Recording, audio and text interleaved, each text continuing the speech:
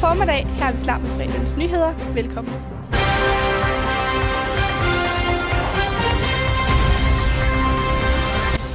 Hundredvis af medlemmer fra Dansk Journalistforbund demonstrerede i går foran Christiansborg for at fortælle regeringen, hvor presset de mener ytringsfriheden er. I går nat skete en voldsom togulykke i det sydlige Tyskland, hvor et tog kolliderede med en lastbil.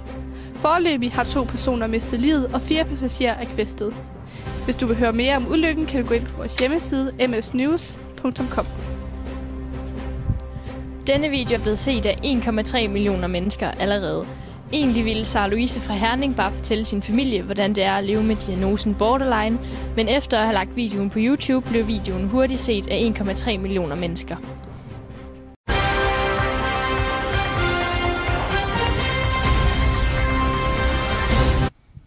Medlemmer fra Dansk Journalistforbund demonstrerede i går foran Christiansborg i København, og det var ikke uden grund. Ifølge en ny rundspørge mener hele 41,6% af de adspurgte journalister, at ytringsfriheden i Danmark er presset.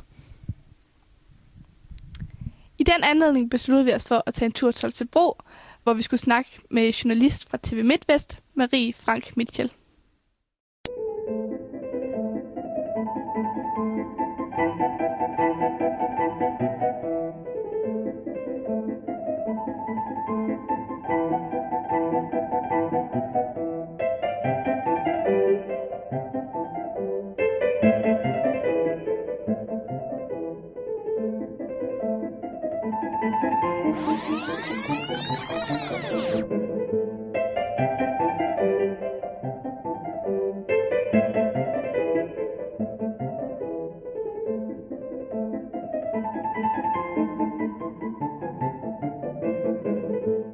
Velkommen til dig, Marie Frank Mitchell.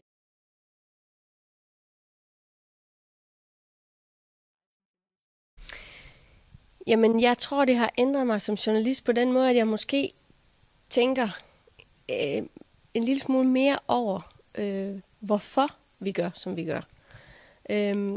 Helt konkret har jeg faktisk også et eksempel omkring Charlie Hebdo-episoden, hvor der jo bliver trykt en forside på Charlie Hebdo, som der også bliver ballade om bagefter. Og der vælger vi faktisk den aften at have den avis med i studiet, og jeg står med den i sådan en lille eller sådan en lille forsmag, vi laver på udsendelsen, hvor vi lige præsenterer, hvad er en af vores vigtige nyheder.